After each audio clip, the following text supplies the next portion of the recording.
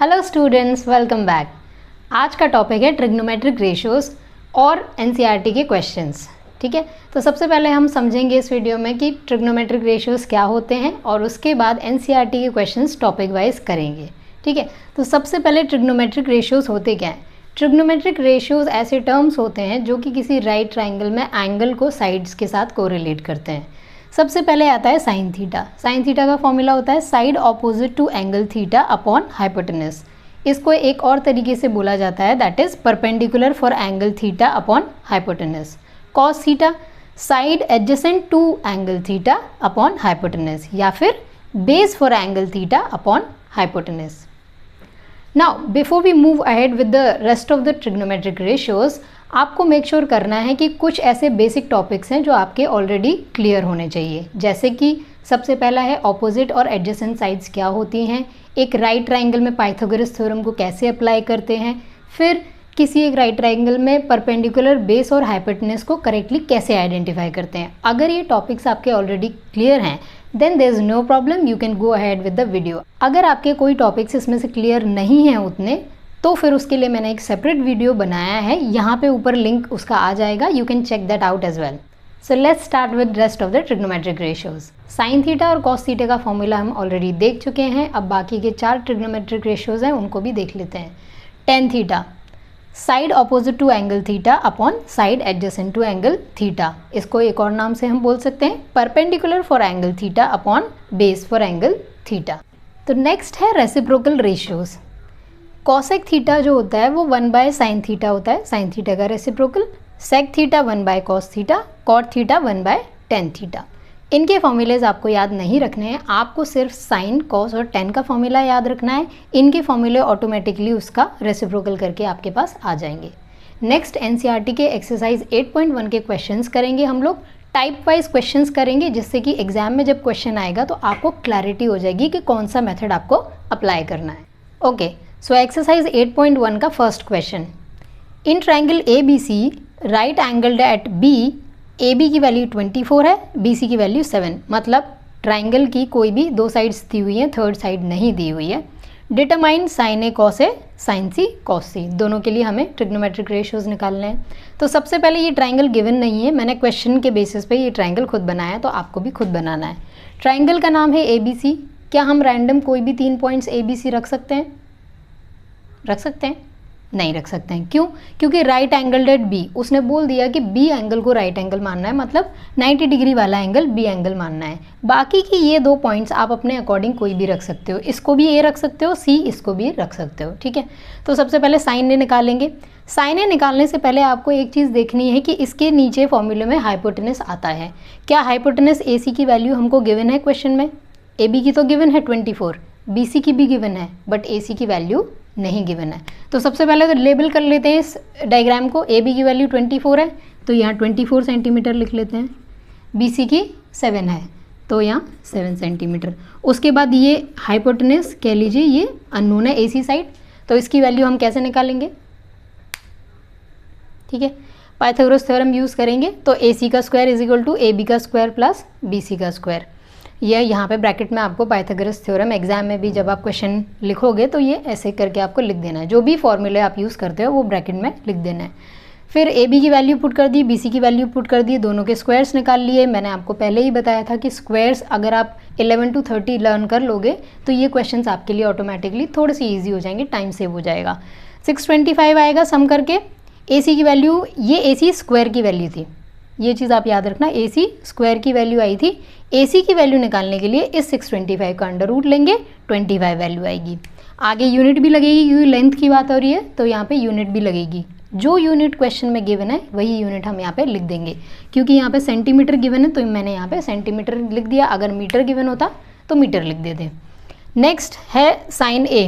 Sign A ये वाला angle, इस वाले एंगल A की बात हो रही है, तो A के लिए परपेंडिकुलर सामने वाली साइड BC हो जाएगी और हाइपोटेनस AC हो जाएगा, तो BC अपॉन AC। BC की वैल्यू कितनी गिवन है? 7 अपॉन AC की वैल्यू अभी हमने यहाँ पे कैलकुलेट की 25। ये हो गया साइन A। तो साइन A की वैल्यू इस तरीके से निकल जाएगी। कॉस A की वैल्यू निकालते हैं। कॉस A का फॉर्मूला होता है, ऊपर बेस आता है अपॉन हाइपोटेनस आता है। तो A एंगल के लिए, इस वाले एंगल के लिए बेस की वैल्यू क्या है? A B upon hypotenuse A C. A B की वैल्यू पुट कर देंगे 24 गिवन है और ए सी अभी हमने निकाला 25, तो 24/25 कॉस ए की वैल्यू आ गई। सिमिलरली साइन सी और कॉस सी निकाला जा सकता है इस एंगल सी के लिए, हो पाएगा? ठीक है, क्वेश्चन में सिर्फ ये दोनों निकालने थे, मैंने एडिशनली एक और चीज़ इसमें ऐड की है, दैट इज़ tan A और tan C। ये भी निकाल लीजिए एक बार। tan A इस वाले एंगल के लिए फॉर्मूला होता है परपेंडिकुलर अपॉन बेस। परपेंडिकुलर क्या होगा ए एंगल के लिए? BC, और बेस क्या होगा? AB।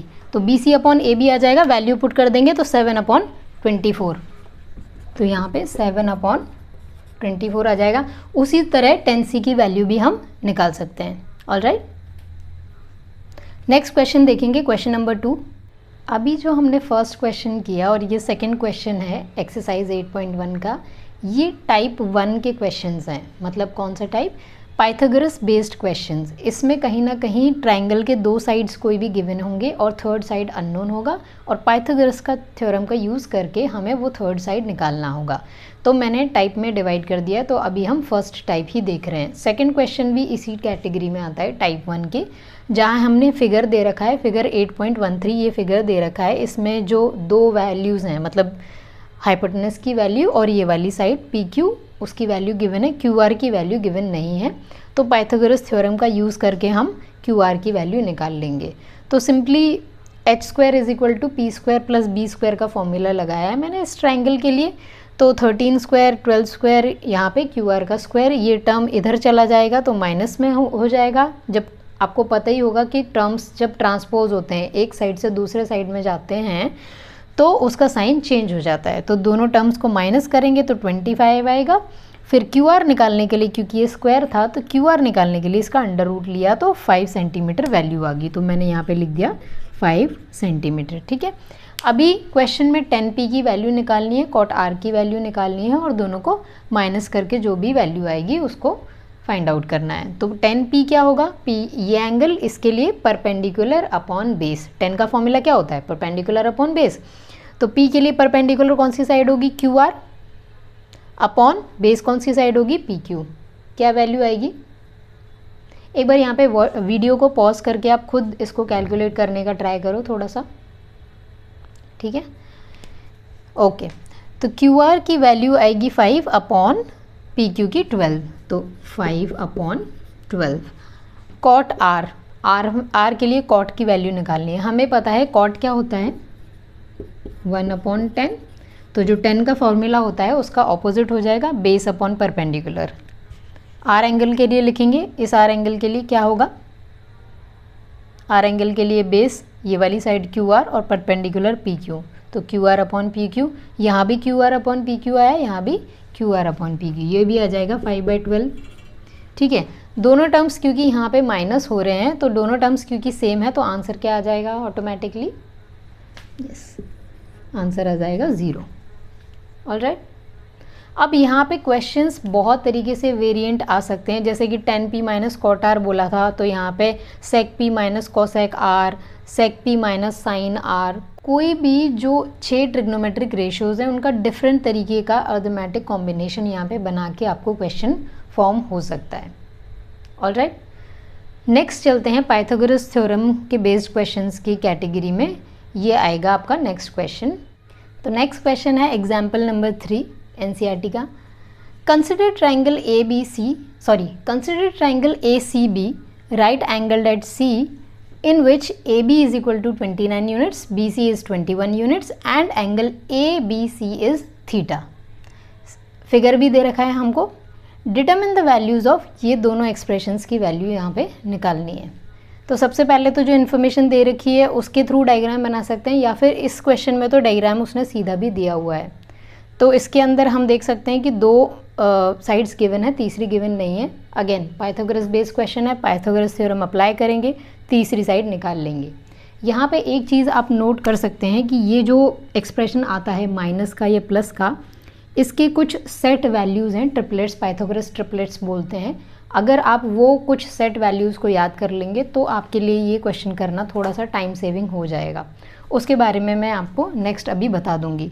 अभी के लिए आप ये जान लीजिए कि 20, 21 और 29 ये तीनों अगर वैल्यूज़ दी हुई हैं साइड्स की राइट ट्राइंगल में, तो वो एक पाइथागोरस थ्योरम का ऑलरेडी एक ट्रिपलेट बनता है, उसको फॉलो करता है। तो यहाँ पे आप डायरेक्टली जो स्क्वायर रूट्स और स्क्वायर्स आपने याद किए थे उनकी वैल्यू रख के भी इस वैल्यू को आप निकाल सकते हो। बाकी आप एक फॉर्मूला ए स्क्वायर माइनस बी स्क्वायर का लगा के उससे भी आप निकाल सकते हो, उससे भी आपका ईजी हो जाएगा क्वेश्चन। जैसे कि ए स्क्वायर माइनस बी स्क्वायर लगाएंगे तो ए माइनस बी इंटू ए प्लस बी यहाँ पे लगाओगे तो 29 माइनस 21 इंटू 29 प्लस 21। इसको आप सॉल्व करोगे तो अंडर रूट लेके आप कुछ इसको सॉल्व करोगे तो लास्ट में आपके लिए ए सी की वैल्यू 20 सेंटीमीटर आ जाएगी। ठीक है, 20 सेंटीमीटर यूनिट्स में दिया हुआ है। इस क्वेश्चन में सेंटीमीटर में नहीं दिया हुआ है, इस क्वेश्चन में यूनिट्स में दिया हुआ है, तो यहाँ से मैंने ये रिमूव कर दिया। ठीक है, 20 यूनिट्स है। यूनिट्स मतलब कोई भी यूनिट हो सकती है वो। ठीक है, अब देखते हैं क्वेश्चन में क्या पूछा है। कॉस स्क्वायर थीटा और साइन स्क्वायर थीटा पूछा है। तो कॉस स्क्वायर थीटा जो होता है वो कॉस थीटा का स्क्वायर होता है। यहाँ पे भी कई बार कन्फ्यूजन हो जाता है स्टूडेंट्स को। वो क्या करते हैं, कॉस स्क्वायर थीटा में वो लिख देते हैं कॉस थीटा का स्क्वायर, ये रॉन्ग हो जाएगा। एंगल का स्क्वायर नहीं हो रहा है, कॉस थीटा की एज अ होल जो वैल्यू आती है उसका स्क्वायर हो रहा है। तो अगेन थीटा कौन सा एंगल है, ये वाला एंगल, बी एंगल। उसके लिए बेस अपॉन हाइपोटेनस का फॉर्मूला लगाया, वैल्यू यहाँ पे लिखी। अभी स्क्वायर के लिए हमने क्या किया, ये जो वैल्यू है इसका स्क्वायर कर दिया। अभी आंसर नहीं निकला, ये आंसर नहीं है। प्लस साइन स्क्वायर थीटा भी है, तो साइन थीटा के again perpendicular upon hypotenuse formula लगाएंगे, उससे हमारे पास ये वैल्यू आ जाएगी स्क्वायर टर्म की। साइन थीटा की वैल्यू निकाली, उसका स्क्वायर कर दिया। अब दोनों को ऐड करना है। कुछ स्टूडेंट्स यहाँ पे एक चीज़ करते हैं, ये आपको ध्यान रखनी नहीं करनी है, कि वो यहीं पे क्या करते हैं, कैलकुलेशन करने लग जाते हैं। 21 का स्क्वायर, 29 का स्क्वायर, ये आपको नहीं करना है। कोई भी अगर अर्थमेटिक ऑपरेशन हो रहा है, प्लस माइनस इनटू हो रहा है, तो आपको वेट करना है फाइनल वैल्यू आने तक का, उसके बाद ही आपको स्क्वायर या जो भी है वो करना है। उससे क्या होगा, आपका टाइम सेव हो जाएगा और अननेसेसरी कैलकुलेशन से आप बच जाओगे। इस चीज़ का आप लोग ध्यान रखिए। तो कीजिए, इसको कैलकुलेशन कीजिए, वीडियो पॉज करके इसको कैलकुलेट कीजिए इस वाले टर्म को। ठीक है, और उसके बाद आंसर निकल जाए तो ये सेकंड पार्ट भी वीडियो पॉज करके, क्योंकि वैल्यूज सेम है, कॉस थीटा की आप ऑलरेडी निकाल चुके हो और साइन थीटा की भी ऑलरेडी निकाल चुके हो, स्क्वायर्स के टर्म भी आप निकाल चुके हो। तो वीडियो पॉज करके दोनों आंसर्स एक बार खुद से ट्राई करो। ओके, तो जब आप सॉल्व करोगे cos square theta plus sine square theta, तो 21 ये आपने किया होगा सॉल्व ट्राई, तो उसमें आप देखोगे कि ये जो ऊपर वाला स्क्वायर है वो अंदर जाएगा तो इंडिविजुअल टर्म्स का स्क्वायर हो जाएगा। यहाँ पे भी इंडिविजुअल टर्म्स का स्क्वायर हो जाएगा। डिनोमिनेटर में दोनों में 29 का स्क्वायर आ रहा है, तो इसलिए मैंने आपको पहले बोला कि स्क्वायर मत करो, यहाँ पे 29 का स्क्वायर ही लिखे रहने। तो जो भी आता है आप एक बार देख लीजिए क्या आता है और उसके बाद ही सॉल्व कीजिए, पहले इनिशियली सॉल्व मत कीजिए। ठीक है, तो 29 का स्क्वायर आ गया, यहाँ पे 21 का स्क्वायर, दोनों को ऐड कर देंगे। दोनों को ऐड करेंगे तो ये एक्चुअली में 841 अपॉन 841 ही आ जाएगा, बिकॉज हमने पहले भी देखा ये कि ये ट्रिपलेट बनता है 20, 21, 29। इस वजह से ऐसा हुआ है कि न्यूमरेटर डिनोमिनेटर सेम आ गया है, तो 1 हो जाएगी वैल्यू। सिमिलरली आप इसका जो सेकेंड पार्ट है वो भी ट्राई कर सकते हो। ठीक है, अब इसी में एक और टाइप के क्वेश्चंस बनते हैं, वो पाइथागोरस बेस्ड क्वेश्चंस ही होते हैं, थोड़े से स्लाइटली डिफरेंट होते हैं इन वाले क्वेश्चन से। वो कैसे होते हैं, कोई भी एक ट्राइंगल आपको गिवन होगा, उसमें मान लीजिए एक्स वाई जेड ये 3 साइड्स गिवन हैं, उसमें क्या होगा, इन तीनों में से कोई भी एक साइड की तो वैल्यू आपको गिवन होगी और बाकी की 2 साइड्स का आपस में रिलेशन गिवन होगा। जैसे कि मान लो इसकी वैल्यू उसने आपको 10 सेंटीमीटर दी हुई है और दोनों का एक रिलेशन दिया हुआ है। कैसे दिया हुआ है, x plus Y is equal to 14, इस तरीके से रिलेशन दिया हुआ है। अब उसने एग्जैक्ट वैल्यू तो दी नहीं है, प्लस इसके साथ वो क्या पूछ लेगा, sine theta cos theta whatever वो पूछ लेगा, एंगल कोई भी। तो आप पहले क्या करोगे, पहले आप पाइथागोरस लगा के इस रिलेशन को यूज़ करके एक इक्वेशन बनाओगे और उस इक्वेशन से ये दोनों x और y की वैल्यू निकाल लो। एक तो ये इक्वेशन होगी और दूसरी इक्वेशन पाइथागोरस थ्योरम से आपके पास आ जाएगी। दोनों इक्वेशंस को सॉल्व करके आप x और y की वैल्यू निकाल लोगे, उसके बाद जैसे क्वेश्चन चलता है वैसे ही चलेगा। ठीक है, एक क्वेश्चन इसके ऊपर देखते हैं, क्वेश्चन नंबर 10 है एक्सरसाइज का, उससे और बेटर क्लैरिटी आएगी। सो एनसीईआरटी का क्वेश्चन नंबर 10 देखते हैं। In triangle P Q R right angle at Q, दो जो साइड्स हैं पी आर और Q R, P Q R triangle है, राइट एंगल एट क्यू, तो पी आर और क्यू आर के बीच में रिलेशन दिया है कि दोनों का एडिशन 25 के इक्वल है। P R plus Q are ये वाली साइड इज इक्वल टू 25। इसको फर्स्ट इक्वेशन मान लेते हैं, ठीक है। उसके बाद पी क्यू की वैल्यू 5 सेंटीमीटर, एक साइड की तो सीधी वैल्यू दी गई है 5 सेंटीमीटर, 5 सेंटीमीटर, ठीक है। तो वही मैंने बताया था कि इस टाइप में ऐसा होगा कि तीनों में से एक साइड की वैल्यू दी होगी और बाकी दोनों साइड्स का एक रिलेशन दिया होगा। उसके बाद पाइथागोरस थ्योरम अगेन लगाएंगे, सेम थ्योरम। तो पी आर का स्क्वायर, ये वाली हाइपोटेनस का square is equal to P Q का स्क्वायर प्लस क्यू आर का स्क्वायर। पी आर का स्क्वायर की जगह हम क्या करेंगे, ये जो रिलेशन है इसकी वैल्यू पुट कर देंगे क्यू आर के टर्म्स में। कैसे? P R is equal to क्या हो जाएगा 25, ये प्लस का टर्म है, उधर जाके किसका हो जाएगा, साइन चेंज हो जाएगा, माइनस का टर्म हो जाएगा। तो पी आर की वैल्यू आ जाएगी 25 माइनस क्यू आर, ठीक है। अब इस वैल्यू को इस पी आर की जगह हम पुट कर देंगे और बाकी सारी जो भी वैल्यूज़ हैं उनको एज इट इज़ लिख देंगे। अब कोई क्वेश्चन ये भी स्टूडेंट्स पूछ सकते हैं कि हमने क्यू आर को क्यों नहीं लिखा पी आर के टर्म्स में, मतलब इस पी आर को हम एज इट इज़ लिख देते और क्यू आर को हम लिख देते 25 माइनस पी आर, तो वो भी करेक्ट है। वैसे आप करोगे तो आपके पास क्यू आर की वैल्यू पहले आ जाएगी और इस इक्वेशन से आप बाद में पी आर की वैल्यू निकाल लोगे। दोनों ही मेथड्स करेक्ट हैं। तो मैंने यहाँ पे पी आर की जगह लिखा है 25 माइनस क्यू आर का होल स्क्वायर। अब ये किस चीज़ का फॉर्मूला बन रहा है, ए माइनस बी के होल स्क्वायर का फॉर्मूला बन रहा है। तो सबको पता है फॉर्मूला, यहाँ पे माइनस वाले फॉर्मूले में -2ab आता है। इस केस में ए की वैल्यू क्या है 25, बी की वैल्यू क्या है Q R. A is equal to 25, B is equal to Q R. Formula put करेंगे, ये एक लंबा सा एक्सप्रेशन आपके पास आ जाएगा। यहाँ पे 50 कैसे आया, जब यहाँ पे 25 था तो यहाँ 50 कैसे आया, ये 2 भी तो है, 2 मल्टीप्लाई होगा 25 में, 2ab, 2 into 25 into Q R, 50 Q are. Clear है, ठीक है। तो ये जब एक बार ये एक्सप्रेशन आपने डेवलप कर लिया तो इसको, ये फर्स्ट इक्वेशन हमने मानी थी, उसके बाद ये हम मानेंगे सेकंड इक्वेशन। और ये जो एक्सप्रेशन डेवलप हुआ है हमने किया ही डेवलप इसलिए ताकि हम इस इक्वेशन को सॉल्व कर सकें। तो इस वैल्यू को इस इक्वेशन में पुट कर देंगे और यही स्टेप मैंने यहाँ पे लिखा है। तो 25 का स्क्वायर प्लस क्यू आर का स्क्वायर ये वाला minus 50 Q R is equal to ये 5 का स्क्वायर 25 प्लस क्यू आर का स्क्वायर। इस पूरे को देखो दोनों साइड पे LHS पे RHS पे कुछ एक चीज़ है जो दोनों टर्म्स में आ रही है क्यू आर का स्क्वायर, क्योंकि ये दोनों टर्म्स में आ रहा है, दोनों साइड पे आ रहा है तो ये कैंसिल हो जाएगा कह लो, या ये कह लो कि ये उधर जाके माइनस हो जाएगा, दोनों बात सेम ही है। यहाँ से क्या बचेगा 25 का whole square minus 50 Q R is equal to 25, ठीक है। अब टर्म्स को इधर उधर हम लेके जाएंगे, जो कांस्टेंट टर्म है उसको कांस्टेंट के साथ लेके जाएंगे और जो अननोन टर्म है जैसे क्यू आर यहाँ पे अननोन है उसको एक साइड पे रखेंगे। जब इसको उधर लेके जाएंगे तो ये साइन माइनस का हो जाएगा, -625, 25 में से माइनस होगा तो -600 आएगा और ये -50 क्यू आर, तो यहाँ का माइनस और वहाँ का माइनस कैंसिल हो जाएगा। ये बात आपको समझ में आती है? अगर इसको समझने में कोई डिफ़िकल्टी हो रही है तो आप खुद पेन एंड पेपर लेके वीडियो पॉज करके एक बार इस चीज़ को सॉल्व करोगे तो आपके पास पूरा क्यू आर की वैल्यू 12 सेंटीमीटर आ जाएगी यहाँ पे, ठीक है। अब एक बार क्यू आर आ गया उसके बाद इस फर्स्ट इक्वेशन में वैल्यू क्यू आर की पुट करके पी आर निकाला जा सकता है, यस और नो, ठीक है। तो 25 माइनस क्यू आर हो जाएगा पी आर, यहाँ से पी आर की वैल्यू देयरफॉर 13 आ जाएगी। यहाँ तक क्लियर है सब कुछ, ठीक है। अब जो भी वैल्यूज़ मेरे पास आई हैं, जब मैं ये फॉर्मूलेज लगाऊंगी और पुट करूंगी तो मेरी मिस्टेक ना हो इस चीज़ के लिए मैं ये सारी वैल्यूज़ ट्रायंगल में लेबल कर लूँगी। तो पी आर की वैल्यू 13 है, हाइपोटेनस की वैल्यू 13 सेंटीमीटर और क्यू आर की 12 सेंटीमीटर, ठीक है। अब तो सिंप्लीफाई हो गया क्वेश्चन।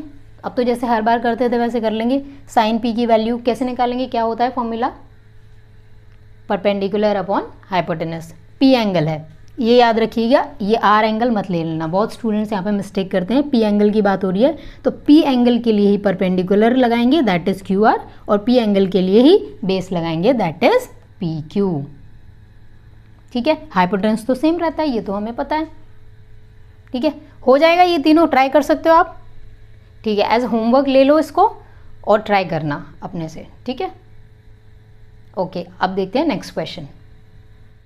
पिछले वाले क्वेश्चन की तरह ही है। Example number 5, triangle O P Q, जो डायग्राम है वो ऑलरेडी क्वेश्चन में गिवन है।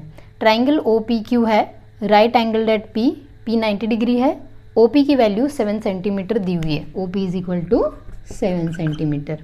ठीक है, बाकी दोनों साइड्स की वैल्यू नहीं दी हुई है बट उनके बीच में रिलेशन दिया हुआ है।